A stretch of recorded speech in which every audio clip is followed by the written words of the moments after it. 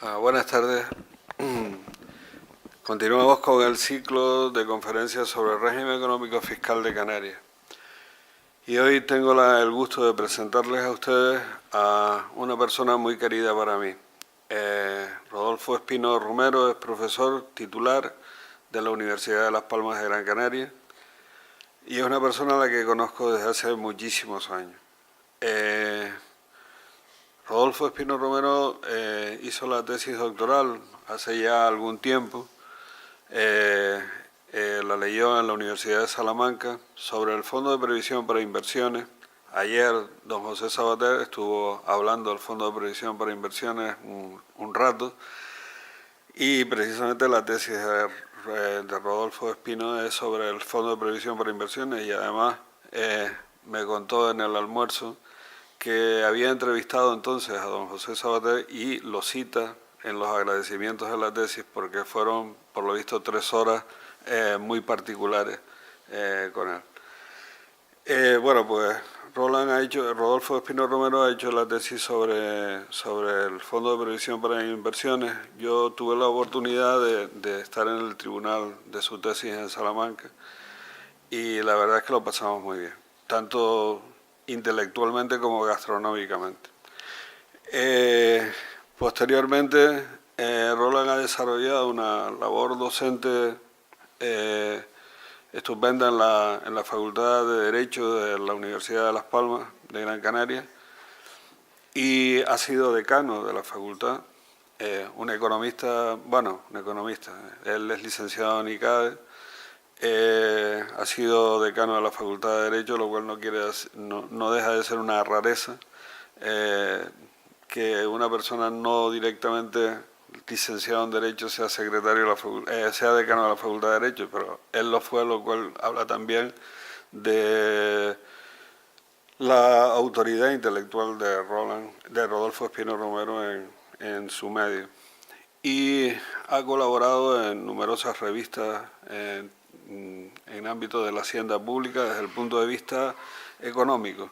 Ya saben que en los tratamientos de hacienda pública los podemos hacer y normalmente los hacemos, una parte las personas que proceden del mundo del derecho, de los planteamientos jurídicos de la hacienda pública, y otra parte que venimos del campo de la economía.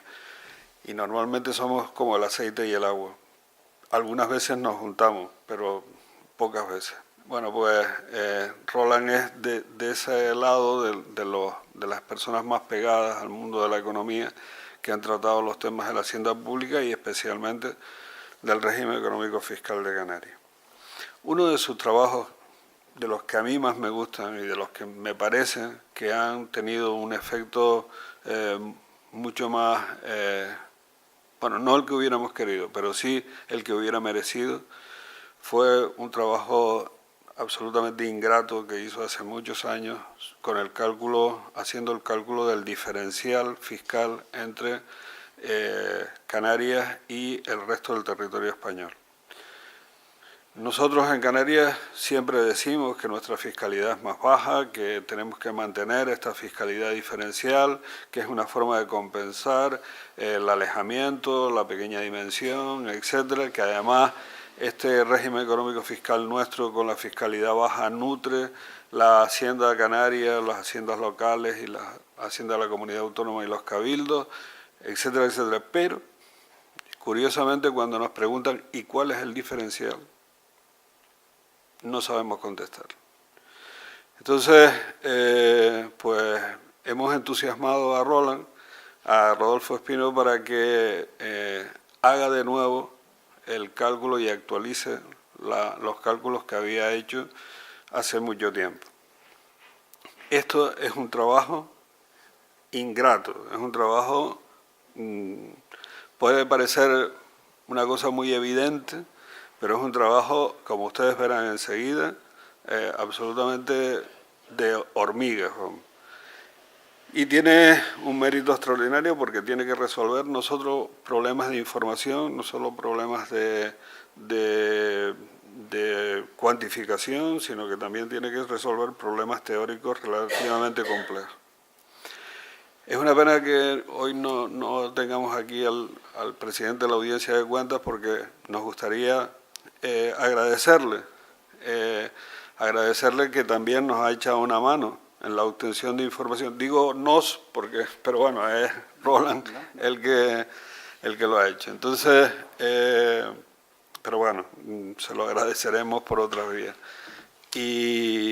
Y nada más, les dejo con Roland. Va a presentar una información que, como ya les adelanté en otras ocasiones, desde hace muchos años no se sabe. O sea, van a tener la primicia de conocer una información que no es fácil. Ahora, sí acariciamos la idea de que a partir de ahora, con toda esta base de datos que ha construido Rodolfo Espino, el Gobierno de Canarias, la Consejería de Hacienda la vaya actualizando constantemente y desde luego espero que ese trabajo lo haga Rodolfo Espino. Pues nada, le dejo la palabra a Rodolfo Espino y verán ustedes que lo que va a presentar merece la pena. Adelante.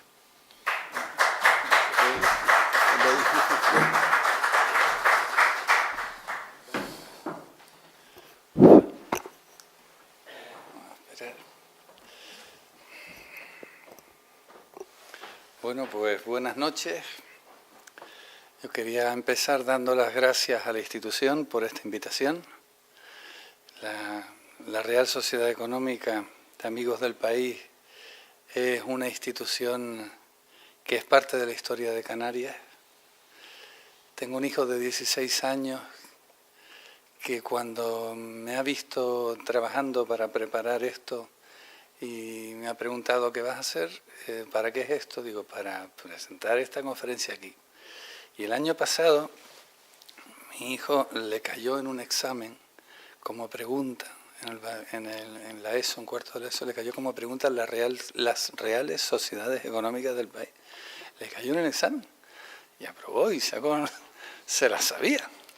Y entonces, como se la sabía, cuando ahora dice, ¿cómo? Y, pero papá, es que eso es la historia. Digo, pues sí, hijo, eso es la historia. Dice, ¡ña! Y soltó ese canario, ¡ña! Y digo, pues nada, saca fotos. Pues muchas gracias por la invitación. También gracias a José Luis Rivero por su presentación. Somos muy buenos amigos desde hace muchos años. Hemos compartido asignatura. Los dos hemos sido profesores de la misma asignatura, de Introducción a la Economía o Economía Política, es decir, Economía a estudiantes de Derecho. Así nos conocimos. Y desde el primer momento nos hemos llevado bien y nos hemos ayudado de muchísimas maneras. Y por eso nos llamamos Vivi y Roland. Y Roland, Rodolfo Lamberto, entonces nos llamamos así, por eso se nos escapa a los dos esta familiaridad en el trato. Cuando él me pidió que preparara esto, no podía decirle que no. Me puse a prepararlo y, como digo, ahí estaba con 3 pantallas de ordenador en mi mesa y mi hijo mirando, papá, y me decía, ¿y tú crees que van a aguantar tantos números? ¿Que alguien va a aguantar que le cuentes tantos números? ¿No te faltan letras? Y entonces yo he preparado una cosa con una parte de letras para intentar dulcificar una cosa que es francamente dura, que hay que hacerla, pero que dura, como hay que barrer y como hay que fregar la losa, dura. Y entonces voy a apelar a su confianza y a su tolerancia para que me permitan exponer todo esto, a ver cómo sale toda esta ristra de números. Vamos a ver si esto ayuda.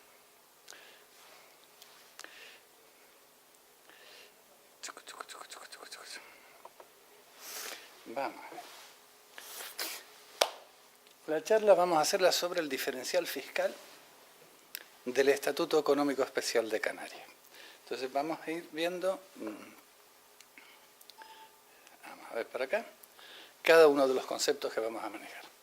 El primero es que es esa cosa que llamamos Estatuto Económico Especial de Canarias, en una expresión que no es usual, que no está generalizada. A mí me gustaría que acabáramos diciendo algún día Estatuto Económico Especial de Canarias para referirnos a una realidad que es que existe en Canarias un conjunto de normas, un marco institucional que regula en Canarias la actividad económica de manera diferente a la regulación que existe en el resto de España y de la Unión Europea. A este conjunto de normas, esto es el Estatuto Económico Especial de Canarias. Y este Estatuto Económico Especial de Canarias ha tenido a lo largo de la historia distintos nombres. Desde el mismo momento de la incorporación de Canarias a la Corona de Castilla en el siglo XV, como ya saben, porque ha habido algunas charlas aquí sobre ese tema, según he podido ver en la web de la Real, desde el mismo momento de la incorporación se conceden por la Corona una serie de fueros o privilegios a los vecinos y moradores de las islas, primero de Gran Canaria, después a La Palma y Tenerife, que eran las islas realengas. Esos fueros o privilegios eran un trato especial que se daba a los vecinos para que se quedaran aquí. Primero para que vinieran y se arriesgaran a vivir en el confín del mundo, donde vete tú a saber lo que les podía pasar. Entonces, para que vinieran y para que se quedaran y no se fueran a otro lado. Entonces se les conceden una serie de privilegios, fueros, derechos, que duran hasta el siglo XIX. Y en aquellos momentos no se llamaba REF, se llamaban privilegios, derechos o fueros. El detalle de en qué consistieron, que era la alcabala, que era el IVA o el IGIC de la época, que se pagaba menos, el haber del peso, que eran como los arbitrios, supongo que ya están contados y me van a permitir que no me extienda en eso.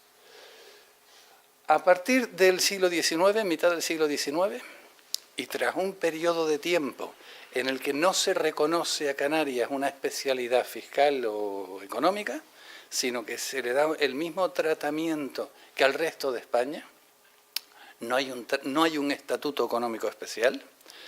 Después de un periodo de tiempo y una época en la historia de Canarias de muchas calamidades, muchos problemas, cólera, morbo, los historiadores lo han contado muy bien, pues hay un ministro de Hacienda, Bravo Murillo, que decide, que ve una solución y es aprobar lo que se dio en llamar régimen de puertos francos.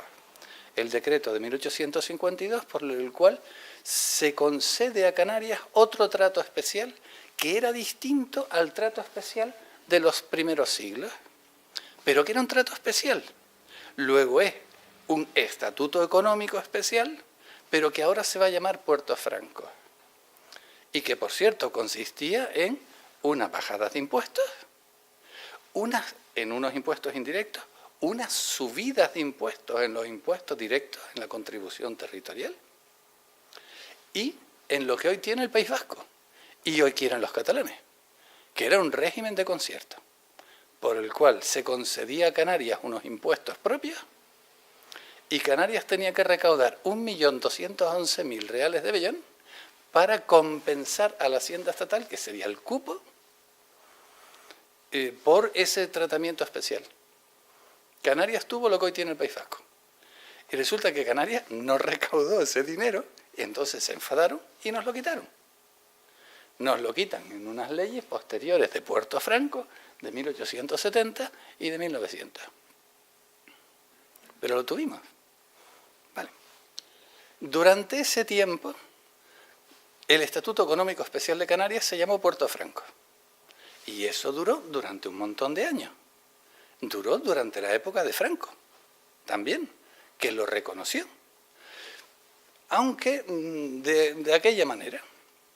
Y a eso, en ese tiempo se añade al régimen de Puerto Franco otra especialidad. Y es que a los cabildos se les concedió en 1912 la posibilidad de crear sus propios impuestos para autofinanciarse. Y a raíz de esa posibilidad, en 1914, empiezan los distintos cabildos a ir creando distintos impuestitos que se llamaron arbitrios de cabildo. que toman como antecedente el haber del peso que se había creado en el siglo XV. Con lo cual, nuevamente tenemos en el siglo XX una fiscalidad diferenciada en Canarias, un estatuto económico especial que consiste en menos impuestos, menos tipos impositivos de los que se aplicaban en el régimen general en el resto del territorio y en la existencia de unos impuestos que se aplicaban aquí y que no se aplicaban en el otro lado. Y esto dura hasta el año 72. En el año 72 y después de lo que no voy a volver a contar, porque supongo que lo habrá contado don José Sabaté Forns ayer, de determinadas circunstancias históricas, el régimen concede a Canarias la ley de régimen económico fiscal del año 72, en la cual se nos da una serie de ventajas económicas para desarrollar este archipiélago. Y se le concede porque aquí se había hecho un movimiento político, un estatuto político administrativo y económico, y para romper ese movimiento de oposición al régimen de Franco, se nos concede la ley de régimen económico fiscal, que tiene medidas reguladoras, por ejemplo, la reserva del mercado peninsular para el plátano canario, medidas de gasto, determinadas decisiones en materia de vamos a gastar más en Canarias para, por ejemplo, crear polígonos industriales, y medidas fiscales, una de ellas de las cuales el padre es precisamente José Sabaté Forns, que fue el Fondo de Previsión para Inversiones, antecedente de lo que hoy es la Reserva para Inversiones en Canarias, la RIC. Es decir, Canarias a lo largo de su historia, y salvo muy contados periodos, ha tenido un estatuto económico especial, es decir, un conjunto de normas que regulan en Canarias la actividad económica de manera distinta al resto del territorio del que formamos parte, España y Unión Europea, y ese estatuto económico ha tenido distintos nombres. Y hoy se llama REF. Se llama REF por una reliquia del pasado, porque no tendría por qué llamarse REF, debería llamarse estatuto económico. Vale, pero en fin. Pues bien, este régimen económico fiscal tiene dos fundamentos. Tiene un fundamento jurídico y tiene un fundamento geográfico. El fundamento jurídico es ¿por qué existe este REF? ¿Por qué existe este Estatuto Económico Especial de Canarias hoy? Y existe porque hay una garantía de la existencia de esa institución. Y esa garantía está en la disposición adicional tercera de la Constitución hoy, sobre la cual tengo entendido que también ha habido aquí ya una charla que la dio uno de los que más saben de esto. ¿Sí, no? Sí. Pues bien, y que una de las cosas que se plantea ahora mismo con la posibilidad de reformar la Constitución es de cambiar el texto de esa disposición adicional tercera, que en el proyecto de Constitución estaba de otra manera y que luego se hizo una chapucilla por las presiones de última hora y quedó como quedó. ¿Y cómo quedó? Pues que se garantiza en la Constitución que haya la institución de un REF, pero el contenido no se garantiza. El REF puede cambiar hasta desvirtuarlo. Entonces se trata de modificar la Constitución, para lo cual hubo aquí en Santa Cruz, bueno, en Tenerife, una jornada hace un año en la que veíamos la posibilidad de plantear cómo se debería reformar la Constitución para que el artículo o disposición que protegiera el REF lo protegiera de otra manera, con más intensidad.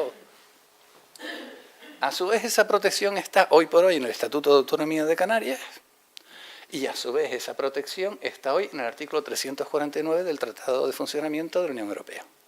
Es decir, hay un fundamento. ¿Por qué existe el REF o el Estatuto Económico? Porque hay un derecho que nos lo asegura, pero asegura el que haya una diferencia, no asegura en qué consiste la diferencia. Y ese matiz es relevante, porque a base de irte matando la diferencia, te puedes cargar la institución. ¿Vale? pero esto es otra charla que creo que ya les han dado el Martín Orozco, ¿no? Bien, que es uno de los que más saben de esto. Bien, y luego está el otro fundamento. Sobre este fundamento jurídico se ha escrito un montón, ¿vale? Y hay mucha literatura y tesis doctorales, y bueno, eso está como bastante más trabajado. Luego está el otro fundamento, el que dice, ¿y por qué existe el Estatuto Económico? ¿Por qué? ¿Cuál es la razón por la cual en Canarias necesitamos que exista o conviene que exista este Estatuto Económico? Ese es el fundamento geográfico que se encuentra en que en Canarias existe una geografía distinta, lo que se ha dado en llamar el hecho geográfico diferencial de Canarias, en una expresión que usó Antonio Carballo Cotanda y que desde entonces venimos usando todos los demás. Pero que él no la inventa. El que la inventa realmente es Bravo Murillo. ¿Vale? Es decir, Carballo Cotanda lo que hace es sistematiza, lo que hizo, es sistematizar una manera de entender esta geografía que el que la pone y la destaca de una manera súper bonita, recogiendo el antecedente del Marqués de Villanueva del Prado y de José Murphy Mead y de otros grandes teóricos de esto, fue Bravo Murillo, en el preámbulo, en la exposición de motivos del decreto de 1852. Vale. Entonces vamos a hablar un poquito de ese hecho geográfico diferencial. ¿En qué consiste esa geografía diferente? Consiste en una serie de rasgos que yo he resumido en 6.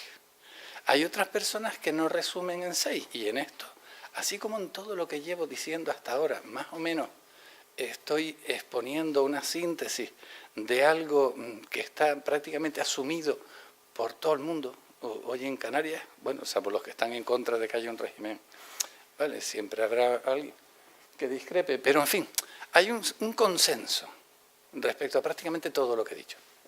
A partir de aquí ya no hay consenso, yo creo que es honesto decirlo, ¿vale?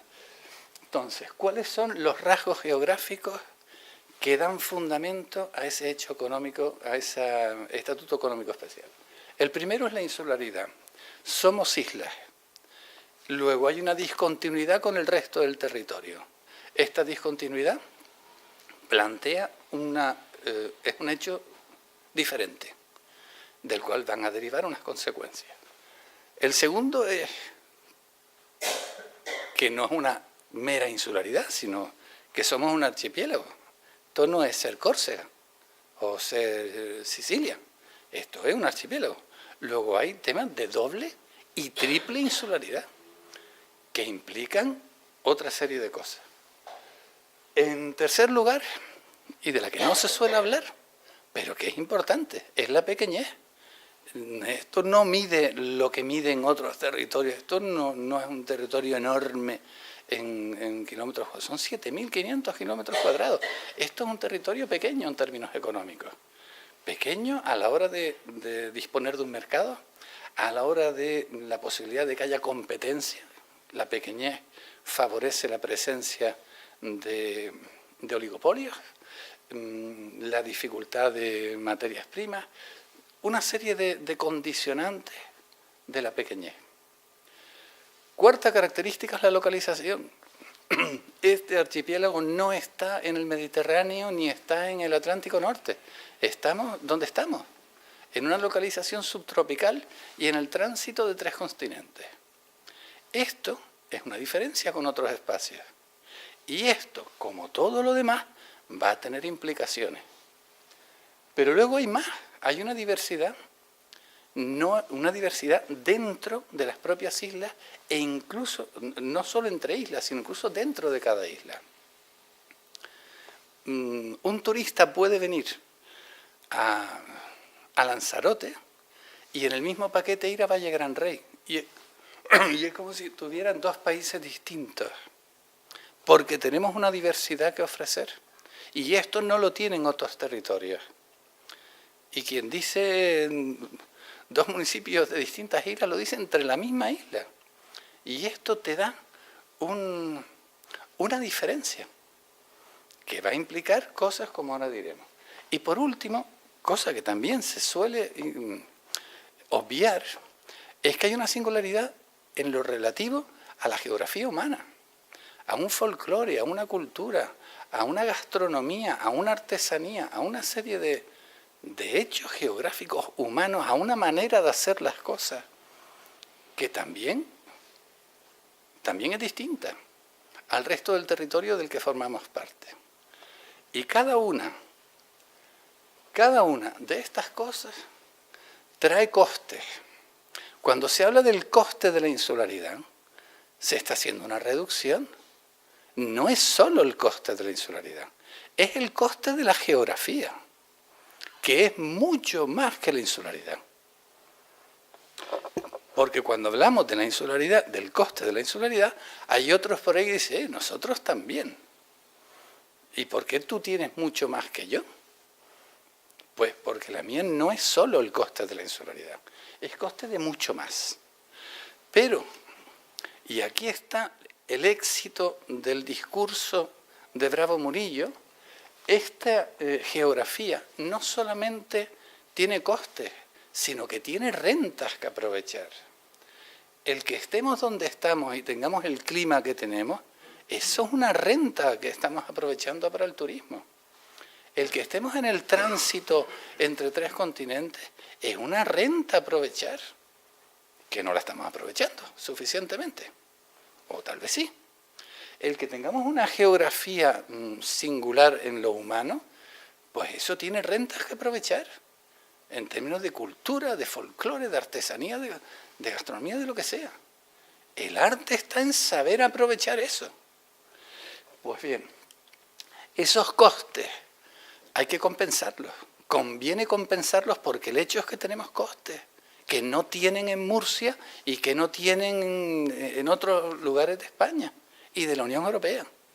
Pero por otra parte tenemos unas rentas que no tienen en otros lugares y que nosotros queremos aprovechar. Y este es el discurso de la exposición de motivos del decreto de Bravo Murillo. Y por eso tuvo tanto éxito cuando él le escribe a la reina y le dice, a aquellas islas, si les soltamos todas las trabas que ahora tienen, van a poder aprovechar las rentas de su situación. Estos costes y estas rentas han sido los que han justificado históricamente el tener un estatuto económico especial que está compuesto por 3 tipos de normas. Normas de regulación, en las cuales el Estado ni gasta ni ingresa, simplemente te autoriza o te prohíbe algo. El ejemplo típico es la reserva del mercado del plátano, del mercado peninsular para el plátano canario. El Estado no gasta un duro, ni ingresa nada, simplemente prohíbe que se importen plátano. Y con eso está protegiendo la producción canaria de plátano. Eso es una medida de regulación. Autorizar o prohibir algo sin que el Estado gaste ni ingrese nada. En segundo lugar, tenemos medidas de financiación. El Estado gasta en algo, por ejemplo, en subvenciones al transporte de pasajeros, o en subvenciones para cualquier otra cosa. El Estado gasta en carreteras, en depuración de agua, lo que sea, gasta. Y luego tenemos la fiscalidad. El Estado renuncia a ingresar. Y sobre esto es lo que más se suele hablar del REF, de la parte fiscal del REF. Y es a la que yo voy a dedicar el resto de la intervención. Pero, por favor, que no nos olvidemos de que hay más. Que la especialidad canaria no es solo la especialidad fiscal. Que hay una especialidad en el ámbito de la regulación y en el ámbito de la política de gasto. ¿Vale? Y que a veces incluso es más interesante mirar la de gasto que la de ingreso o que la reguladora. Y en otras veces no. Pero en cualquier caso, que es todo. El Estatuto Económico, el REF, lo es todo. Vamos entonces con la fiscalidad. A partir de aquí se acabó la literatura y vamos con los números. Bien, yo necesito explicar un concepto que es el de nivel de imposición. En inglés, tax level. Y en español, hasta ahora, presión fiscal. La presión fiscal es la denominación que se ha dado hasta ahora en España a un indicador del funcionamiento del sector público. Y este indicador es un cociente, una división entre cuánto se ha recaudado de impuestos durante un año en un sitio y cuál, en el denominador, cuál es la riqueza creada por todos los agentes económicos de ese sitio durante el mismo periodo de tiempo. Y esa creación de riqueza, ese valor añadido, se mide por el Producto Interior Bruto, el PIB. Vale. Entonces, denominador, capacidad de creación de riqueza, numerador, esfuerzo fiscal que hacen los ciudadanos. ¿Cuánto dinero privado le damos los ciudadanos, personas físicas y personas jurídicas, cuánto dinero le damos al Estado durante ese año? Esa división es lo que se llama presión fiscal, en inglés tax level o nivel de imposición. Llamarle presión fiscal es un error. Yo escribí un librito que se llamaba Presión Fiscal y me felicitaron por el contenido, pero me dieron por todos lados por el título. ¿Por qué? Porque la expresión presión fiscal induce a pensar que es algo malo, per se. Que cuanto más alta sea, es más malo. ¿Por qué? Porque presión suena a opresión, a carga, a amenaza. Y no es así. Una presión fiscal puede ser alta o puede ser baja y puede ser mala y puede ser buena con independencia de eso. Porque dependerá de cómo se gaste el dinero o de cuál sea la estructura interna o la composición de esa recaudación. Y hay países que tienen un nivel de imposición bajo, donde el esfuerzo fiscal es bajo, y los que pagan impuestos son los pobres. Y entonces un nivel de imposición bajo no significa que sea algo bueno. Para los pobres, desde luego, no. Con lo cual, la OCDE, la Organización de Cooperación y Desarrollo Económico, planteó desde hace años a todos los países que abandonaran la denominación. No solamente España, es que Portugal tiene el mismo problema de llamarle también carga fiscal, de que se les cambiara el nombre y que fuera tax level o nivel de imposición, para que fuera una expresión neutra, que no condicione el análisis de si es bueno o malo que sea alta o baja, ¿vale? Porque lo importante de los impuestos no es solo si es mucho o poco en relación al PIB, sino quién los paga, cuánto fraude fiscal hay, si se recaudan impuestos directos o indirectos, y quién los paga. Y luego, ¿en qué se gastan? Porque el objetivo de un impuesto no es obtener impuestos, es financiar un gasto. Entonces, si luego te lo gastas mal en hacer cosas que no hacen falta, pues, o en hacerlas más caras de lo que deberías porque hay corrupción, pues maldita gracia a la presión fiscal, el esfuerzo fiscal que le estás pidiendo a la gente. Entonces, se planteó cambiarle el nombre. Y entonces, nivel de imposición. A mí se me escapará lo de presión fiscal, pero es porque uno burro viejo no aprende idiomas y ya está. Vale, bien. Pues bien, a partir de este concepto, vamos a medir esa parte del Estatuto Económico de Canarias que es la fiscalidad. Hay una fiscalidad distinta, que básicamente es que se aplican unos impuestos con tipos impositivos más bajos, directa o indirectamente, o con deducciones que hacen que se pague menos impuestos de un mismo impuesto que se aplica en el otro lado, o bien que se aplican unos impuestos distintos que son más bajos aquí que en otro lado. Y entonces se trataba de medirlo. ¿Y cuál es la diferencia? Entonces a nadie se le había ocurrido nunca medirlo. Y entonces entre un compañero, Pedro Alonso, y yo, hace una serie de años, pues le planteamos a la Consejería de Hacienda, oye, si no lo financian, nos pegamos el trabajo de buscar los datos. Y lo hicimos. Hicimos este librito 82-94. Se tiraron nada más que 1000 ejemplares, se agotó enseguida porque se lo regalaron a todo el mundo, lo cual estuvo muy bien. Y inmediatamente fueron pasando los años y dijeron, checho, esto hay que actualizarlo. Entonces se actualizó por un servicio interno de la propia Consejería de Hacienda, se pegaron un trabajo de chino, dijeron que no lo volverían a hacer nunca más, porque eso no era trabajo pago, y entonces me volvieron a llamar para hacerlo.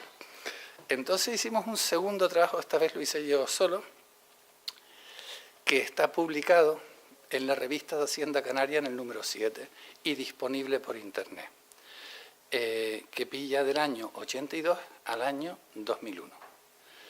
20 años de historia de Canarias, desde el comienzo de la autonomía, los primeros 20 años de la historia de la autonomía canaria, ver cómo había ido el nivel de imposición, el esfuerzo fiscal que hacíamos los canarios, cuál había sido, y compararlo con el de España, y con el de la Unión Europea y el de la OCDE, y medirlo.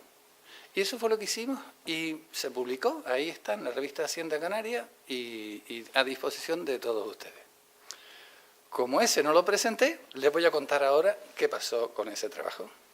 Y al final lo que vamos a hacer es contarles que estamos acabando, bajo la dirección de José Luis Rivero, estamos acabando un informe para el gobierno canario que presentaremos probablemente el mes que viene o así, en cuanto lo tengamos, de directrices sobre reforma fiscal en Canarias, y una de las partes de ese trabajo consiste en actualizar ese segundo informe que está en la revista de Hacienda Canaria que hicimos hace 15 años. Entonces, esos datos, un adelanto de esos datos es lo que les contaré en la tercera parte de la charla. Entonces, de momento vamos a hacer un repaso de cuáles fueron los datos de ese trabajo que está publicado en la revista de Hacienda Canaria de los primeros 20 años de historia autonómica y fiscal de Canarias. Entonces, en los primeros 20 años, ¿qué pasó? Que medimos, es decir, tuvimos que coger y ver cuánto se había recaudado de cada uno de todos los impuestos que se recaudan en Canarias, llámense impuestos o no, cuánto se había recaudado de verdad cada año, y dividirlo por el PIB de Canarias. Y eso nos da un cociente y nos da un dato. El primer dato que nos dio es que en el año 82, al comienzo de crearse la autonomía, el nivel de imposición de Canarias era el 14,2. Si el PIB de Canarias era 100, en Canarias se pagaban 14 de impuestos. 14,2. Y que a lo largo de esos 20 años, ese nivel de imposición, ese esfuerzo fiscal de los canarios había ido aumentando hasta situarse al final del periodo en el 25%. De 14 a 25. Justo en la mitad del periodo, en el año 91, era casi el 18. Y tiene esa línea, más o menos es una recta, hay ahí una barriguita y tal, pero más o menos. Y esta es la evolución de 20 años de esfuerzo fiscal en Canarias, ¿vale? De todos los impuestos, ¿vale? Y en España, pues el nivel de imposición en España es la raya de arriba. En el año 82 en España el nivel de imposición era el 24,3. Al final del periodo era el 35,0. En ese año intermedio era el 33,5.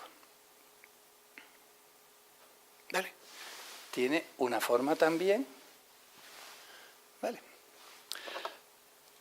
En medio de las dos líneas de costa, la azul y la negra, ¿qué es lo que tenemos? El diferencial. Esta es la diferencia entre el esfuerzo fiscal que se hace en Canarias y el esfuerzo fiscal que se hace en toda España, incluyendo Canarias. Esa es la diferencia. Y esa diferencia la tienen ahí los valores. Es decir, en Canarias era el 14 al comienzo de la autonomía, al final era el 24. En España era el 24. El diferencial eran 10 puntos. Nos lo encontramos. Nos encontramos con esta sorpresa, 10 puntos. 10,1 puntos. Vamos mirando la evolución. Y al cabo de 20 años, el diferencial era exactamente 10 puntos. Se ha mantenido en 20 años el diferencial de esfuerzo fiscal. Nosotros hemos subido un montón. Hemos pasado de 14 a 25, hemos aumentado 11. Y España también. Ha aumentado otros 11. Entonces, ¿qué ha subido? Sí, ha subido lo nuestro, pero es que ha subido todo.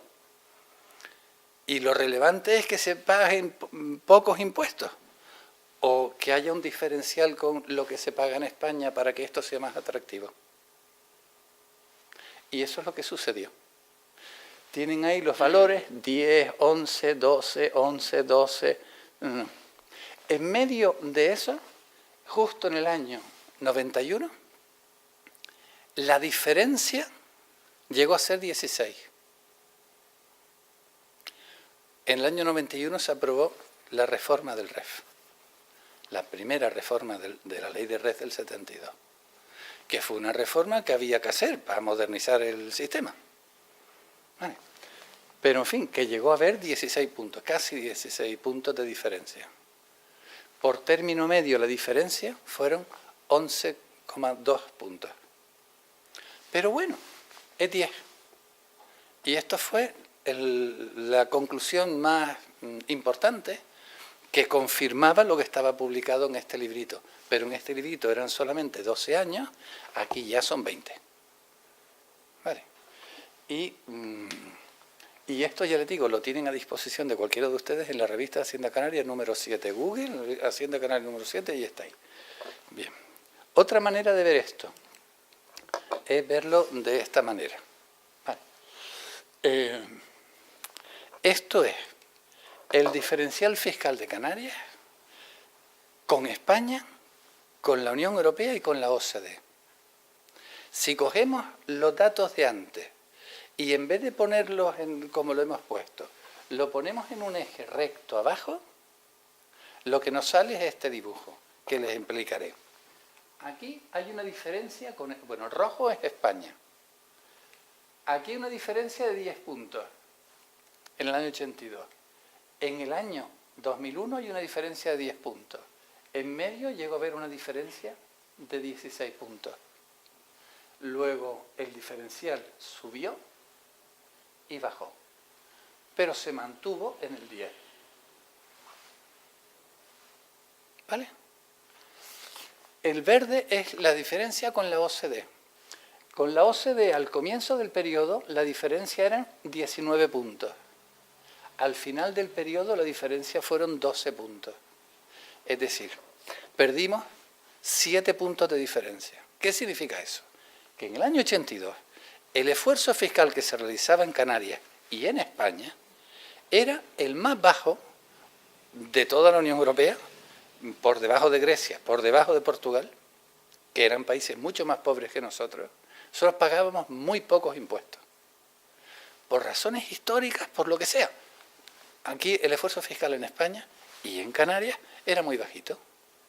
Entonces se nos dice, oye, incorporación a Europa, ustedes son la 8ª potencia del mundo, ustedes tienen que pagar más impuestos, tienen que hacer más esfuerzo, a subir impuestos, a IVA, etc. Entonces, Canarias va subiendo como va subiendo España.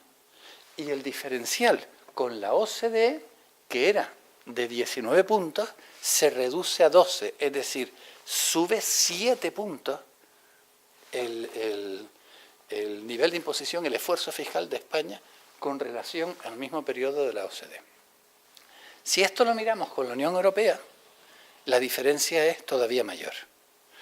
En la Unión Europea, Suecia, Noruega, Dinamarca, Finlandia, países con un tamaño de sector público muy grande, con un nivel de esfuerzo fiscal muy grande, con unos impuestos que a veces son el 50 y el 60%, claro, los valores de esfuerzo fiscal en la Unión Europea son muy altos.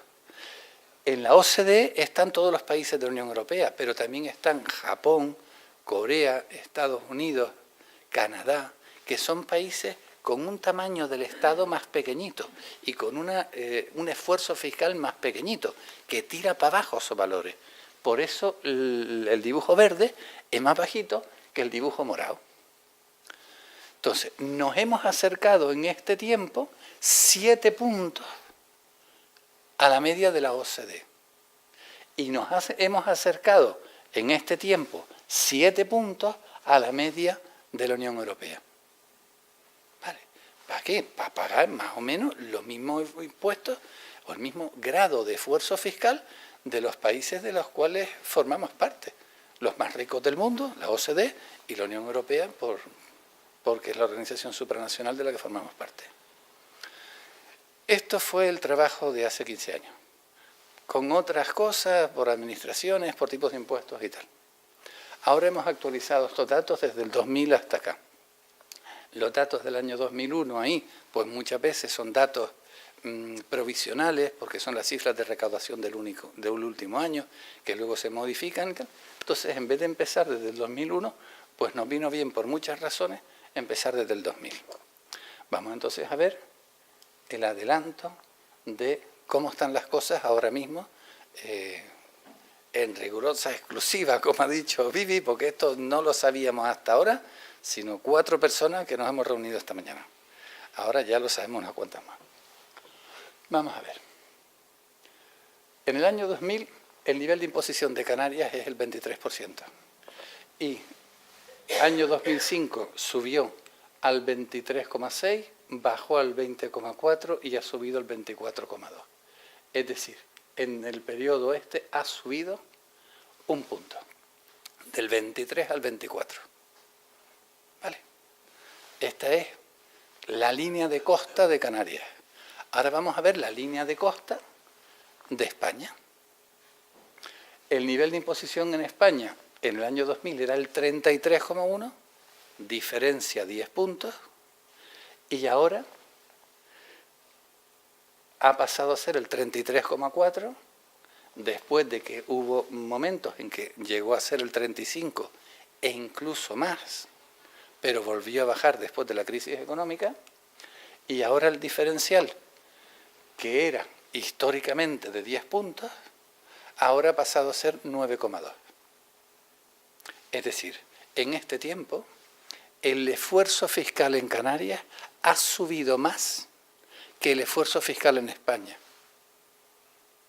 por término medio, hasta tal punto que se han perdido 8 décimas.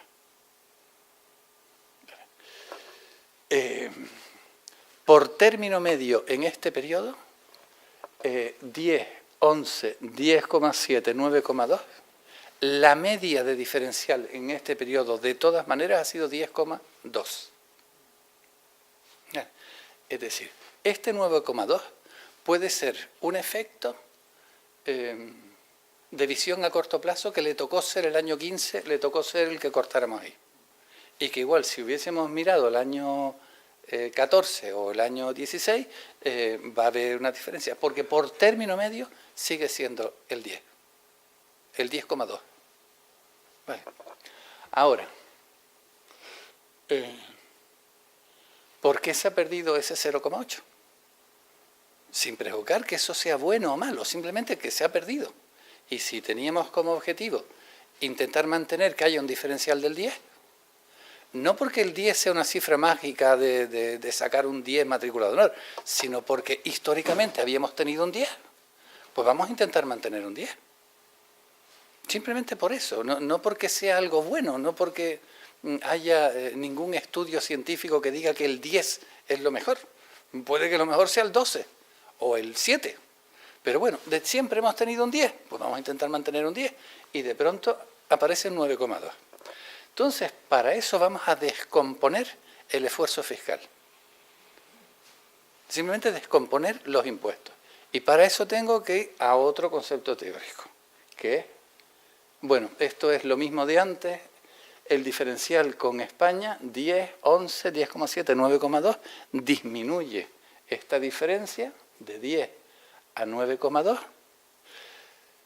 La OCDE, el diferencial, ha pasado de 10,06 a 10,01, es decir, se pierden 5 décimas, y no tenemos datos de la Unión Europea porque la OCDE ha decidido no seguir calculando los datos de la Unión Europea.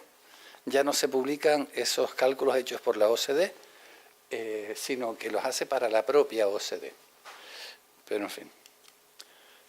Entonces, para descomponer esa información y ver por qué se han perdido 8 décimas, tenemos que ver qué impuestos se recaudan en Canarias. Que es una de las cosas de pedagogía que no se hace. Si hacemos aquí un concurso de la tele autonómica, a ver, 1, 2, 3, responda otra vez. por 10 euros, dígame nombres de impuestos que se aplican en Canarias. La gente no se hace rica, porque no se lo saben. Yo creo que la gran mayoría de las personas, 3, 4, 5, 6. Y aquí hay, yo creo que 30, o 40 si contamos los enanitos. Entonces, en esta tabla tenemos la recaudación en millones de euros del año 2015 en Canarias. ¿Cuánto se ha recaudado en Canarias? Y se los he ordenado. ¿Cuánto se ha recaudado en impuestos en total? Lo tienen allí, 9.900 millones de euros, 10.000 millones de euros. Ya este año 2016 se ha alcanzado los 10.000 millones de euros. Son 10.000, sí, tenemos los datos, 10.300 millones de euros. Se ha llegado ya en este año pasado, 2016. Este año 2017 aún no ha acabado, con lo cual no sabemos. Cuando digo este año es el inmediato anterior. 10.000 millones. De esos 10.000 millones de impuestos que se recaudaron en Canarias en el año 2015, ¿cuál fue el principal impuesto? Pues uno que no se llama impuesto. El principal impuesto de España no se llama impuesto, se llama cotizaciones a la Seguridad Social. Esta es una pregunta que nosotros allá en la FAME le ponemos a nuestros alumnos todos los años, en todos los exámenes. Se lo decimos el primer día de clase. Te vamos a preguntar sí o sí, ¿cuál es el principal impuesto en España? Hoy que ha sido el examen, mientras volábamos por acá, ha sido el examen. Esa era una de las preguntas que estaba en el examen. ¿Cuál es el principal impuesto en España en cuanto a las cifras de recaudación? Y es las cotizaciones a la Seguridad Social, aunque no se llame impuesto. Vale. Pues bien, de esos 10.000, casi la mitad es cotizaciones a la Seguridad Social. ¿Vale? Por eso cuando algunos agentes económicos se quejan de decir, chacho, bajen, pues alguna razón tienen, porque es que el que más. Bien, 4.500 millones de euros se recaudaron en Canarias el año 2015, principal impuesto. Segundo impuesto, el impuesto sobre la renta de las personas físicas, 1.500 millones de euros. Tercero, el IGIC, 1.400 millones. Les puedo adelantar que en este año 2016 han empatado el IGIC y el IRPF. Pero pura chiripa, ni que lo hubieran hecho adrede. Se han recaudado de cada uno de ellos 1.535 millones de euros. En uno 0,6 y en otro 0,5. La han clavado, ni que se hubieran puesto de acuerdo. O sea, han empatado. Pues bien, y así están todos los demás. Estos impuestos, la OCDE los clasifica en 5 grupos los impuestos. Bueno, supongo que todo el mundo ha oído hablar de la típica clasificación de impuestos en directos e indirectos. Los impuestos directos son aquellos que gravan la renta en el momento en el que uno la gana la riqueza. ¿Te entra un dinero por impuestos sobre la renta? Paga. ¿Te entra por impuestos sobre sociedades? Paga. Esos son impuestos directos. Y los impuestos indirectos son aquellos que gravan la renta en el momento en el que te la gastas. Uno cuando te entra y otro cuando la sacas. Directos e indirectos. Esta clasificación es simple, pero no es muy operativa para muchas cosas. Entonces, la OCDE los clasifica en 5 grupos. ¿Vale? Y esos 5 grupos, la OCDE después calcula las estadísticas que nosotros vamos a usar ahora para ver, para descomponer y explicar por qué se ha perdido el diferencial de un punto de 10 a 9,2. Se ha perdido 0,8 décimas de diferencial. Entonces vamos a ver las clases de impuestos según la OCDE. El grupo 1000 o grupo 1 de impuestos de la OCDE son los impuestos sobre los beneficios y las ganancias de capital, que en este caso son los que están en verde. El impuesto sobre la renta de personas físicas, el impuesto sobre la renta de sociedades y el impuesto sobre la renta de no residentes. ¿Vale? Estos son los que están en verde y están en este lugar del ranking. 1.500 millones, 280 millones, 47 millones. Vale. El grupo 2 o grupo 2000 de la OCDE de impuestos es los impuestos que gravan la seguridad social, que nada más que tenemos uno. Bueno, en realidad son muchos, pero yo los he puesto todos juntos. Vale. 4.500, la mitad de la recaudación. El grupo 3 no existe en España, son los impuestos que gravan las nóminas, que en otros países sí existen, que gravan el empleo. En España no existe, por tanto me lo he saltado. El grupo 4 son los impuestos que gravan la propiedad, el hecho de tú tener algo que tiene valor. Y ahí entra el IBI, rústico, urbano y de características especiales que cobran los ayuntamientos, el de transmisiones patrimoniales, el de actos jurídicos documentados, que son un mismo impuesto en la ley, pero en realidad son dos impuestos distintos, el de sucesiones y donaciones, el de plusvalías, que es el nombre antiguo del actual impuesto sobre el incremento de valor de los terrenos de naturaleza urbana, el impuesto que le pagamos a los ayuntamientos cuando transmitimos una propiedad que ha aumentado de valor, y el impuesto sobre el patrimonio. Estos son el grupo rojo, el grupo 4, el grupo de los impuestos sobre la propiedad. Y por último tenemos los impuestos que gravan la producción y las ventas. Y aquí tenemos la mayoría. El IGIC, el impuesto sobre combustibles derivados del petróleo, el IVA, el arbitrio insular a la entrada de mercancías, el arancel, el impuesto especial sobre labores del tabaco, los impuestos medioambientales llamados así, pero que se discute si son medioambientales o no,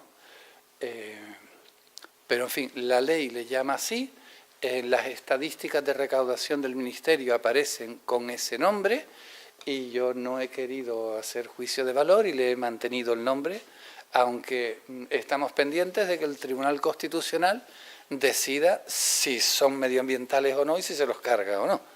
Pero en fin, se recaudan 114 millones en ese año. Los impuestos especiales que gravan la cerveza, el alcohol y bebidas derivadas y otras cositas, y la electricidad. El de vehículos de extracción mecánica de los ayuntamientos, que no es el de matriculación de la comunidad autónoma, porque ese está en otros, porque es muy poquito. El de actividades económicas de los ayuntamientos y las tasas sobre el juego. Este es el grupo 5. Entonces, partiendo de estos 5 grupos, que en realidad para nosotros son 4, vamos ahora a descomponer el esfuerzo fiscal que se hace en Canarias por cada uno de estos grupos. Y entonces nos sale este dibujito que intentaré explicar. Vamos a ver. En amarillo está la seguridad social. Es decir, recordemos que en el año 2000 el esfuerzo fiscal en Canarias era el 23%. 23 sobre el PIB, 23. De esos 23, 11 eran seguridad social. Se me ha desaparecido aquí el valor, pero aproximadamente será 1,6 será en impuestos sobre la propiedad. 4,8 los impuestos sobre la renta, sociedades, etc. Y 5,6 los impuestos indirectos de combustibles, IGIC y demás. Al cabo de estos 15 años, la seguridad social no ha cambiado. Ahí pone 11,1 y 11,0. En realidad eso es por el redondeo. El primero debería ser 11,06 y el otro 11,04. Es decir, no ha cambiado, pero con el redondeo parece que una décima. Pues ni siquiera la décima, sino centésima. Es decir, el nivel de esfuerzo que hacemos en pagar seguridad social no ha cambiado en este tiempo. Luego, ese nivel de imposición pues, permanece estable. Sin embargo, en los impuestos sobre la propiedad ha subido de 1,6 a 2,1. De 1,6 a 2,1, 0,5. Es decir, donde tenías 3 ha subido a 4. Ha subido un 33%. Eso es un montón. en términos de lo que representa el aumento. Otra cosa es que eso representa a su vez poquito en el total, pero eso es una subida importante. Es decir, ¿y eso qué es? En impuestos de bienes inmuebles. Los ayuntamientos pasan desapercibidos, pero en estos años le han mandado para arriba al IBI que se han quedado súper contentos y pasa desapercibido. ¿Vale? Pero 5 décimas. Recordemos que eran 8 décimas lo que había bajado y aquí tenemos 5. Quiero decir que no, que a ver, cuando toque disparar, que no disparemos todo para el mismo lado, porque a lo mejor hay que disparar para más de un sitio. Luego, el verde, los impuestos sobre la renta, es decir, sociedades, renta de personas físicas y no residentes, pero sobre todo renta. Ha pasado de esos 23, representaban 4,8, a esos del final 24, o 23 y pico, o casi 24, a representar 4,5. Ha disminuido. Es decir, la RIC, la deducción por inversiones y los otros incentivos que hay en el REF, en los impuestos sobre sociedades y en los impuestos sobre la renta de personas físicas, han funcionado. O aparentemente al menos han funcionado. Al menos para reducir en 3 décimas el esfuerzo fiscal. Y aquellos a los que les toca pagar esos impuestos han disminuido su esfuerzo en 3 décimas. El de la propiedad, el impuesto a bienes inmuebles, había subido 5 décimas. Unas se compensan con otras. ¿De quién es el impuesto sobre la renta y de quién es el impuesto sobre sociedades? Estatal, aunque una parte del impuesto sobre la renta, la mitad ahora, viene transferida a Canarias para financiación. Pero 4,8, 4,5. ¿Y qué nos queda? El azul. IGIC, combustibles, AYEM, 5,6, 6,6, subió un punto. Y sobre todo, en el último periodo de tiempo, del 2010 para acá, solo en los últimos 5 años ha subido 3. Esto es el esfuerzo fiscal. Ahora vamos a ver cómo influye esto en la imposición, en el diferencial fiscal, en la diferencia con España. Porque tú puedes haber subido mucho en Canarias, pero si has subido también en España, simplemente estás en una senda de evolución normal, como ahora veremos qué pasa. Y esta ya es la última gráfica. ¿Vale? En el año 2000, el diferencial, que era 10 puntos, el diferencial fiscal, que eran 10 puntos, se repartía 4,6 en renta, 4,3 en consumo, en el IGIC y todo esto, 0,6 en seguridad social y 0,5 en propiedad. Vemos la evolución de los dos de abajo. No hay diferencia fiscal. Una décima, 0,6, 0,5, y al final las dos se funden en el 0,3. Es decir, hay poquito diferencial. Es que no hay diferencia entre Canarias y España en estos impuestos.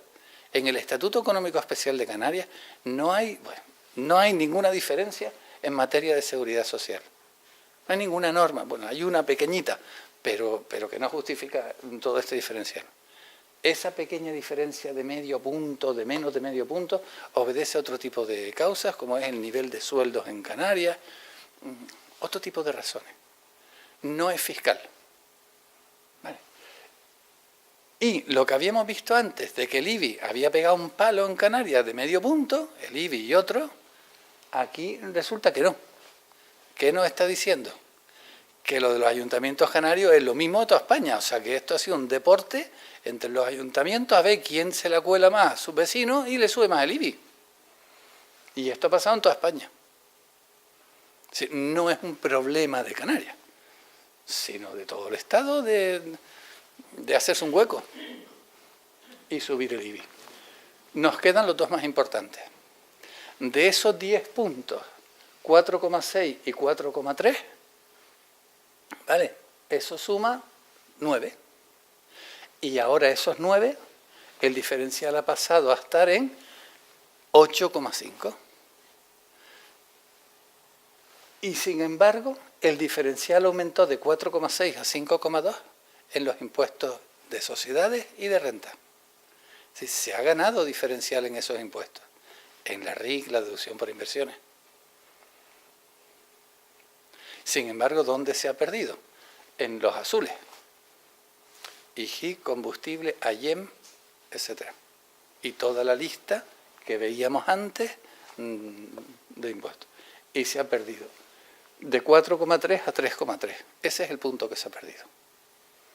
Es decir, al descomponer esa historia por cada uno de los tipos de impuestos, nos salen otro tipo de conclusiones que habrá que pensar. Entonces, la lista de esos azules eran estos: el IGIC, combustibles, IVA, AYEM, impuestos sobre la bola del tabaco, impuestos medioambientales, etc. Esto. Y esto es lo que le vamos a contar al gobierno cuando acabemos el trabajo. Esto es lo que le vamos a contar con más detalle y así. Entonces, ahora la última parte es unir el trabajo de hace 15 años con el trabajo de ahora.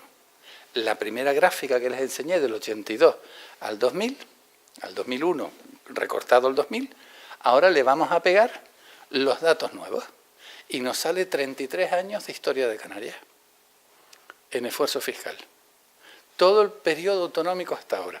Y nos sale esta costa del nivel de imposición en Canarias, nos sale esta costa del nivel de imposición en toda España, incluida Canarias, nos sale este mar, este océano de diferencial de esfuerzo fiscal. Empezamos con 10 puntos, acabamos el 2000 con 10 puntos, acabamos ahora con 9,2. Empezamos con 14,2 de esfuerzo fiscal, hemos acabado con 24,2, que es donde estaba España hace 33 años. Canarias empieza con el 14,2 y acaba en el 24,2, y España empieza en el 24,2 y acaba en el 33,4. Hemos alcanzado la situación que tenía España hace 33 años. Es curioso, estas cosas son así curiosas. Y se mantiene el 10, 10, 10, 10, bueno, 9,2, sí, igual se recupera el año que viene, el 9,2 pasa a ser un 10, porque año sube, mira la barriga, esto pues yo que sé, una serpiente que se ha comido un ratón ahí medio más gordo, hay altibajos, ¿vale? Y esta es la gráfica. Ha habido años en que el diferencial llegó a ser el 15,7, pero si cogemos toda esta serie completa, todos estos 33 años, la media de diferencial de todos estos 3 años es el 11,2. Por término medio en España ha sido un 11, en diferencial de Canarias con España ha sido un 11,2. Pero esto es lo que tenemos. Y así. Y yo creo que ahora ya está. No tengo más que... Ya está. Ahí está.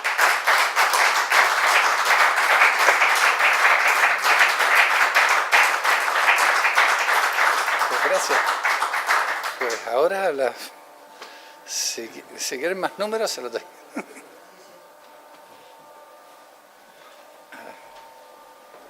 Bueno, pues como es habitual, abrimos un turno de palabras. Sí, adelante.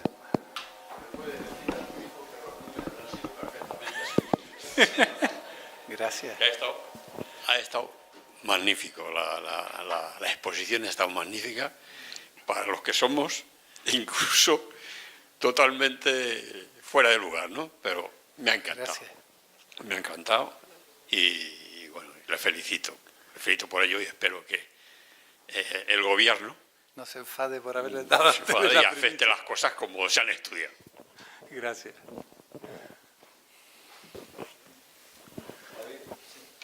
Yo también me uno a la felicitación, ¿eh?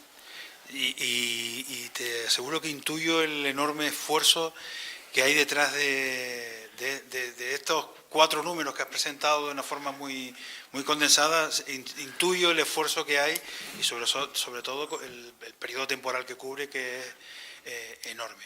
Mi pregunta es de reflexión, ¿no? En el sentido de que desde el 82 hasta el 2015 han cambiado un montón de cosas, ¿no? Y es curioso que el diferencial ahí está. ¿Y quién ha gestionado eso de esa forma tan maravillosa para que después de la peor crisis económica, después de un cambio normativo, después de tantas cosas que hayan ocurrido, oye, pues vamos a hacer las cosas? Uno intuye que los funcionarios han dicho, no, cambia aquí, sube aquí, baja aquí, para que siempre dé el 10%. ¿Cómo se ha podido conseguir esa estabilidad en un periodo con tantos cambios? ¿Casualidad? Sí, una parte es entender que es casualidad, otra parte es entender que a lo mejor en la memoria colectiva hay un grado, un umbral de tolerancia a lo que se llama, vamos a ver, el nivel de imposición. Hay 2 maneras de medirlo. Este es el que hemos hecho, es el estático, año a año, y luego está el nivel de imposición dinámico, es ver cuánto sube o cuánto baja a lo largo de un periodo de tiempo, ¿no? Entonces, normalmente a las personas lo que les suele molestar, aparte de que el dinero se gaste mal y se haga un aeropuerto en un sitio donde no va a ir nadie, o un AVE en un sitio donde no va a ir nadie, es decir, que se gaste mal el dinero, normalmente a las personas, a los ciudadanos, en psicología fiscal, lo que les suele molestar es el esfuerzo fiscal dinámico. El que haya una subida sostenida en el tiempo y que vaya uno y otro, sin tiempo a acostumbrarse a los cambios. Y a lo mejor hay un umbral que le dice en la ciudad, en los ciudadanos, que le dice a los responsables políticos, bueno, hasta aquí puedes llegar y no te pases. Y afloja un punto. Y ese umbral al final se mide en un 10, pero ya han visto que llega a haber hasta un 16, y que ha habido años intermedios, que tenemos los datos ahí, que aunque ahora es 9,2, ha habido algún año en que llegó a bajar del 9. Es decir, que tenemos que mirar tendencias a medio y largo plazo y no fijarnos en un año concreto. Y perdona, hay un elemento ahí, que es el denominador, que ese es incontrolable, ese el político no lo controla, que es el PIB. Eso es lo que es el valor de toda la producción de bienes y servicios en una región o en un país. Eso no lo tiene. Ahora te estás moviendo en ese umbral constantemente. Ahora es muy importante bueno, no hemos hablado de la incidencia, no hemos hablado de la incidencia de los impuestos. Y claro, lo que sí nos dice, aunque no hay que aventurar cosas, ¿no?, hasta estudiarlas bien, pero lo que sí nos dice el incremento que decía Roland del consumo, de la imposición sobre el consumo, que no hace falta ser un genio para saber que eso va directamente, grava más a las rentas más bajas. O sea que, ahora, eso hay que estudiarlo, ¿eh? Eso no hay que estudiarlo, hay que ver exactamente, porque para no hacer demagogia. Efectivamente. Carlos Alberto. Sí.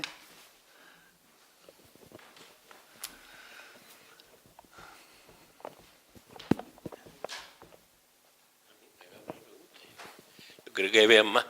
Emilio Racional te lo ha dicho de otra manera. Yo estaba aquí pensando en un viejo universitario que dicen que los profesores cómo se hacen, ¿no? Yo creo que se hacen o nacen o se nacen, ¿no? La capacidad docente indudablemente no se hace sino nace, y ha dado una conferencia, una demostración de capacidad para explicar y hacer comprender las cosas, ¿no? Gracias. Los números estaban sencillísimos y hasta yo, que soy ginecólogo, los he entendido. Con lo cual voy cumpliendo eso que me propuse de aprenderme un poco lo que era el régimen económico y fiscal, y me lo estoy aprendiendo gracias a los profesores que hay. Yo iba a dar 2 ideas, a ver qué me dicen. La primera, que a lo mejor hay que cerrar los ayuntamientos y pagamos menos impuestos, porque tal y como van las gráficas podía ser una razón. La segunda es que habría que volver al año 91, y por lo tanto, o volvemos al año 91, a lo mejor podemos pedir alguna alguien nos está quitando dinero. Esto era una broma, claro, estaba claro que era broma. Pero yo estaba viendo aquí que eso es el Estatuto Económico Especial Canario. Tenemos una conferencia pendiente del Derecho Especial Canario y hemos nombrado a Martín Orozca, que clausura más bonito en esa mesa redonda que coordina el profesor Rivero, y yo se la brindo porque sería una buena mesa redonda sobre el Derecho Especial Canario, el económico y Martín, y hacer una mesa redonda muy bonita. Desde luego a Roland, que ya lo llamaremos Roland de aquí en adelante, lo que hay que hacer es ficharlo y traerlo más veces, ¿no? Enhorabuena, ha sido una conferencia preciosa, la verdad que ha sido muy bonita. Encantado, muchas gracias. Muchas gracias, de verdad. Como no puede ser de otra manera, me sumo a la felicitación. Gracias. Vislumbro dos temas. O sea, uno es que digamos que el esfuerzo fiscal, por llamarlo de esa manera, está tendiendo en Canarias al 25, o sea, parece que hay una asíntota ahí del orden del 25, que en el resto en España está como en el 35, o sea, que ahí parece que la curva intenta tomar esa asíntota. Y el otro dato importante es que, digamos que el esfuerzo actual, que lo recalcaba usted, actual, coincide con el que teníamos en España hace un montón de años. La pregunta es la siguiente, la reflexión.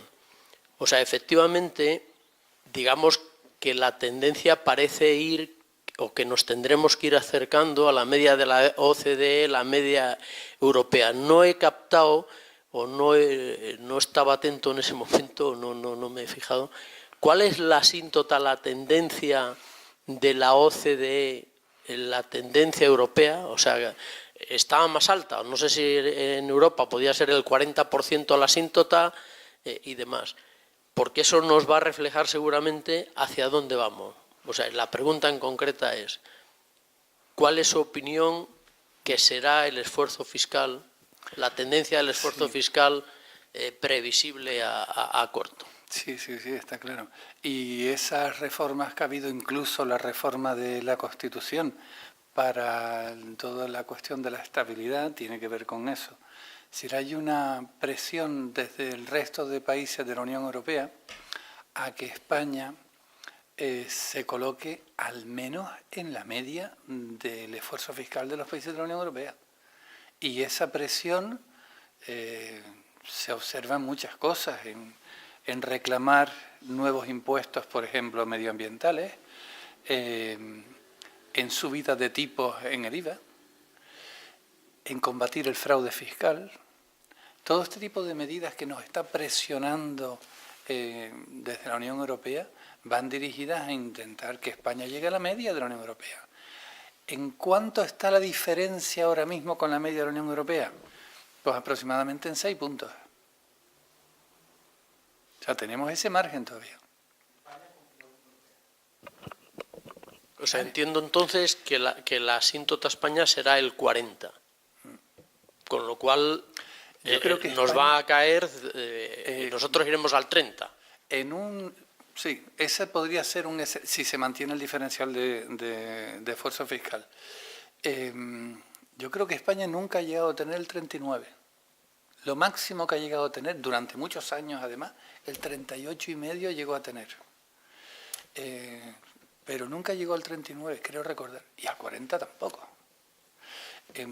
Sin embargo, la media de la Unión Europea está, pues eso, 43, 44, por ahí. Antes o después llegaremos ahí.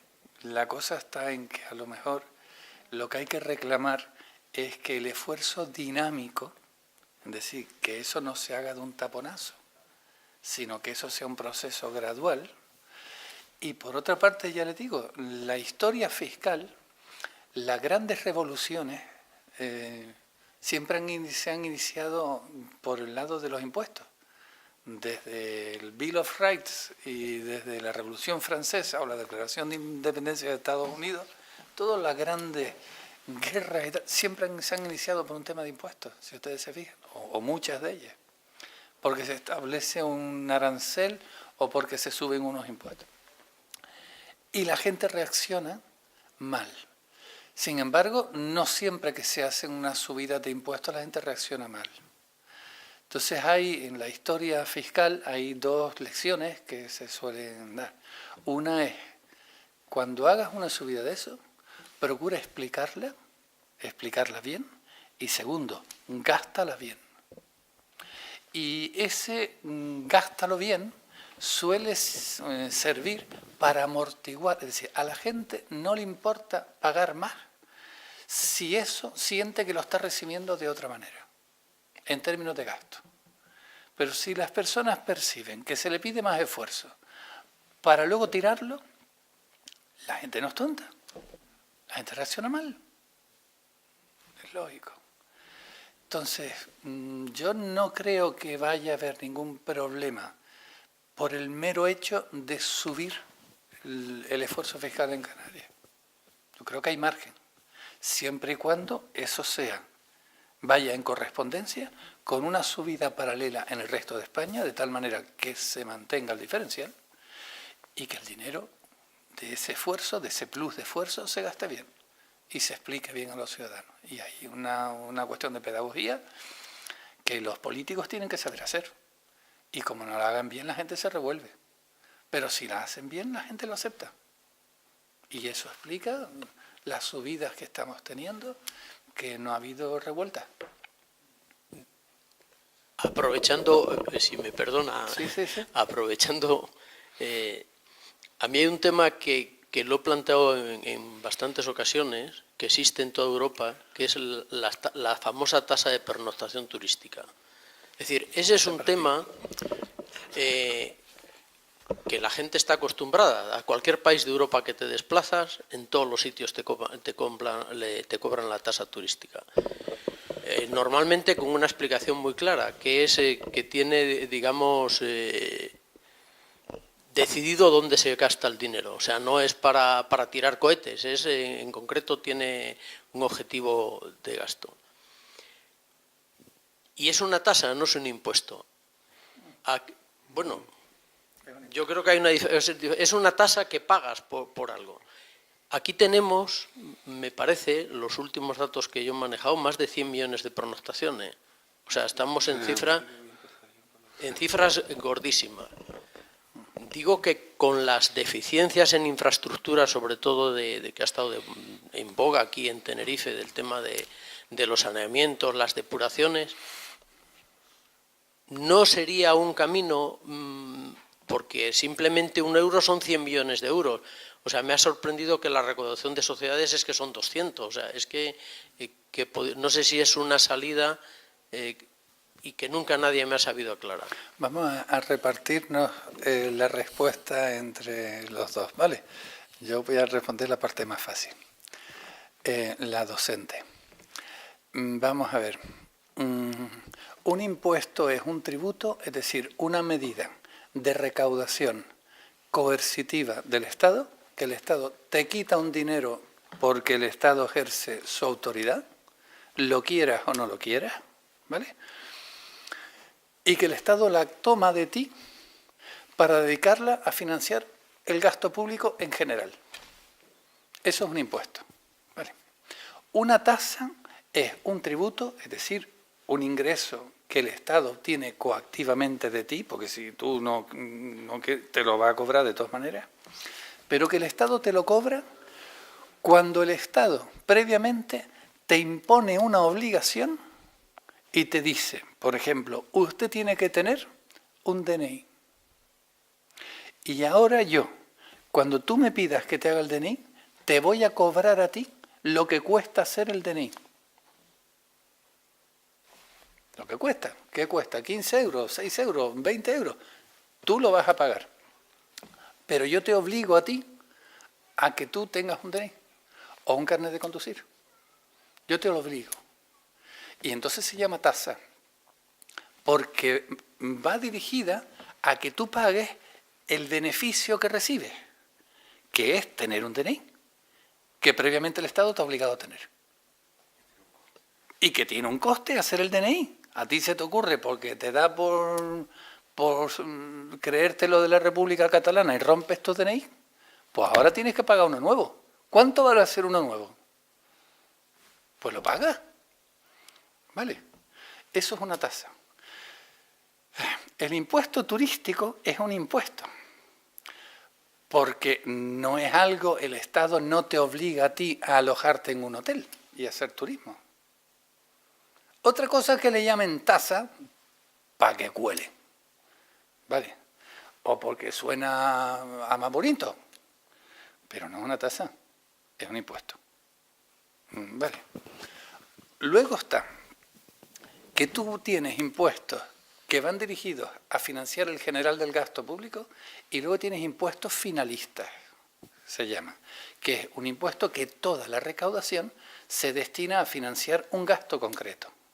Y concretamente se llaman impuestos medioambientales en la literatura económica seria, no en la política, a aquel impuesto que grava algo que genera un perjuicio, un daño o un consumo de recursos naturales o de otro tipo, y que lo que se recauda va dirigido específicamente a la finalidad de impedir que se repita el daño o de compensar a los perjudicados por ese daño o de educar para que no se vuelva a repetir el daño o algo así. Vale, ese es el impuesto medioambiental o ecológico.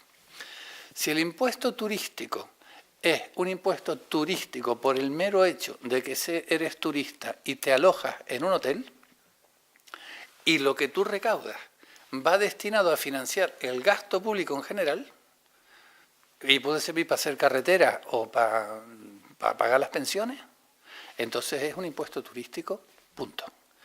Si tú quieres un impuesto turístico medioambiental, entonces tendrás que decir, vale, por cada noche pagas 1 euro, o los que sean, y lo que se recaude va dirigido a una finalidad medioambiental. ¿Vale? Entonces, no es tasa, es impuesto. En España solamente está actualmente en 2 sitios, en Barcelona y en Baleares. Generalmente en los sitios se configura como un impuesto turístico local de los ayuntamientos. ¿Vale? Y lo recauda, se lo queda el dinero al ayuntamiento y lo recauda el hotel en el cual hace el alojamiento. Ya está la explicación de concepto. Ahora estamos en la vertiente de oportunidad, de si conviene o no conviene. Bueno, como saben, hay un debate larguísimo sobre esto, ¿no? Que dura pues 30 años, ¿no? Bueno, ¿cuál es el problema? La demanda turística, podemos estar de acuerdo simplificando, que tiene 2 partes. Una, que es la demanda turística que canaliza a través de los turoperadores, intermediarios de todo tipo, etcétera, que negocian directamente los precios con el hotel, y la otra que es la demanda turística directa, el cliente que va directamente al hotel. Entonces, separemos los 2 casos. En el primer caso, ¿qué es lo que los hoteleros dicen que ocurre cuando se establece una tasa, cuando se establece la tasa turística, por emplear ese término? Porque pues que el tour operador, cuando va a negociar el precio con él, le dice, el precio, el euro, supongamos que es 1 euro, la tasa por pernotación, dice, ese euro el turista lo suma al precio, luego yo se lo bajo.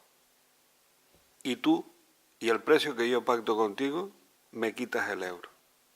Con lo cual, el turista paga el euro, el intermediario se queda igual y el hotelero baja su tasa de beneficio. Entonces, ¿qué dicen los hoteleros? No, ese euro es con cargo a mis beneficios. Y además, tengo el coste de la gestión. Usted me está quitando una parte de los beneficios y además me está cargando el coste de la gestión. El que viene directamente no, porque el que viene directamente paga su euro, solamente el hotel tiene el coste de la gestión. Es decir, que el problema es un problema de negociación entre el intermediario que trae al turista y el hotelero. Recuerden que esto mismo ocurrió cuando se subió el IJIC. también ocurrió lo mismo, que los hoteleros decían, como yo no le puedo subir el precio porque lo tengo pactado, entonces al LIGIR lo tengo que pagar yo. Y este es el problema. Este es el problema. No solo el coste de la gestión, sino es también la negociación entre tour operadores y hoteleros. Yo digo, si esto es así en el primer caso, en realidad lo que estamos haciendo es subiendo el impuesto sobre sociedades canario. Estamos cobrando €1 como si fuera un impuesto sobre sociedades. Como no tenemos competencias en materia de impuestos sobre sociedades, eso es un impuesto sobre beneficio de sociedades canario. Estamos llegando al mismo sitio por otro lado. En esa parte de la demanda, en la otra parte de la demanda, pues es el euro que se retrata en la facturación el cliente. Teniendo en cuenta los márgenes de beneficios que hoy tiene la hostelería en Canarias, yo soy partidario de la tasa, de poner la tasa. Creo que sería una medida fantástica que nos permitiría no seguir presionando al IGI. No sería necesario seguir presionando al IGI. Pero este es un asunto complicado, un asunto que hay que medir bien. Y como llevamos tanto tiempo dándole vuelta a esto, ya yo empiezo a decir, yo me llamo José Luis Rivero y soy partidario de la tasa. Hola, José Luis Rivero, como si fuera un alcohólico, ¿no? Porque esto ya empieza a ser una cosa patética, la discusión constante sobre esto. En mi opinión, la tasa, esta, se va a poner. Sea dentro de 5 años, sea dentro de 10 años, sea dentro de X tiempo, la tasa de turismo se va a poner. ¿Cuál es el problema? Que algunos están intentando retrasar todo lo más posible en la tasa. ¿Por qué se va a poner? Pues porque en toda Europa se va a poner. Y entonces le van a decir al gobierno de Canarias, o usted la pone, o usted no me pida un duro más del modelo de financiación de Canarias. Es difícil explicar. Yo recuerdo que en Austria me la cobraban en todos los sitios, caminando por el monte. Pero no solo en el hotel, sino que cuando llevábamos 4 horas caminando, subiendo un monte maravilloso, y ya veías la cascada a 200 metros que lo había un casetillo allí, venía un tío y te cobraba 6 euros. Entonces, en concreto, hay un pueblecito que está hermanado con Adeje, o sea, de aquí, que es Bischofshofen. Y yo estuve con el alcalde y le hice el comentario de, ojo, aquí os las gastáis finas, o sea, es que después de 5 horas caminando o 4, está el de la caseta y me cobra 6 euros. No me cobran por ir por la autopista, pero sin embargo, por el túnel de 15 kilómetros, pero sin embargo, si doy vuelta por la montaña, hay una barrera y me cobran. Y me dijo simplemente,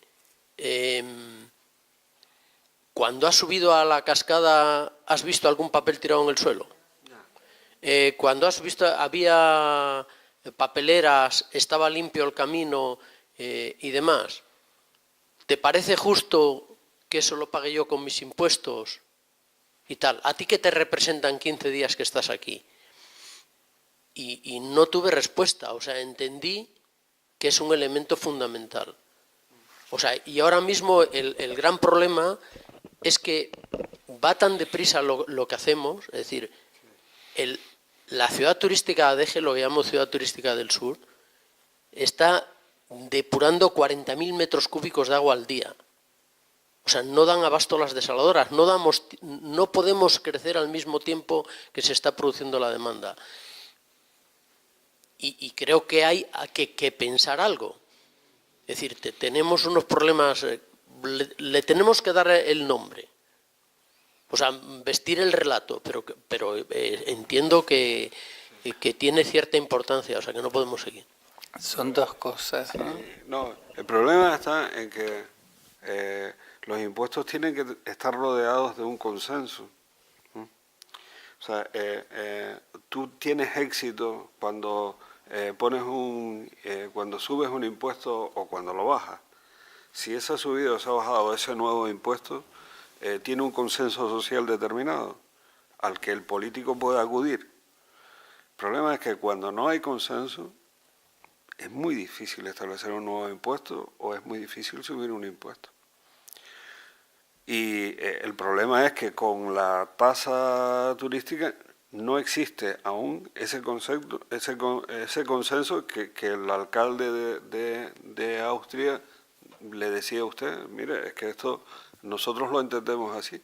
Es que en Canarias hoy se plantea este problema tal y ese consenso no existe. Y eso es lo que observa el político. El político lo que observa es que no existe esa voluntad de dar, entre otras cosas porque la campaña de prensa puede ser como la que montaron en Baleares, que fue tremenda, y más cosas, y más cosas. Entonces, ese problema yo lo veo claro, porque en lugar de pegarle la subida al IJIC que le hemos pegado en el año 2012, oye, y no solo para que revierta en el sector turístico, no, porque revierta en todo el mundo. Pero hay que construir ese consenso, hay que construir la pedagogía que decía Roma.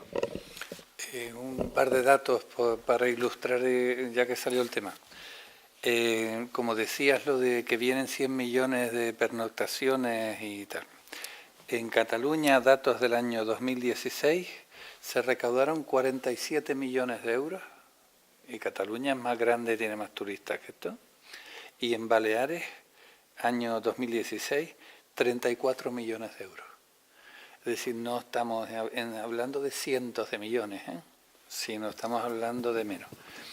Y en segundo lugar, una cosa es el impuesto turístico de alojamiento turístico, el que hay en prácticamente toda Europa.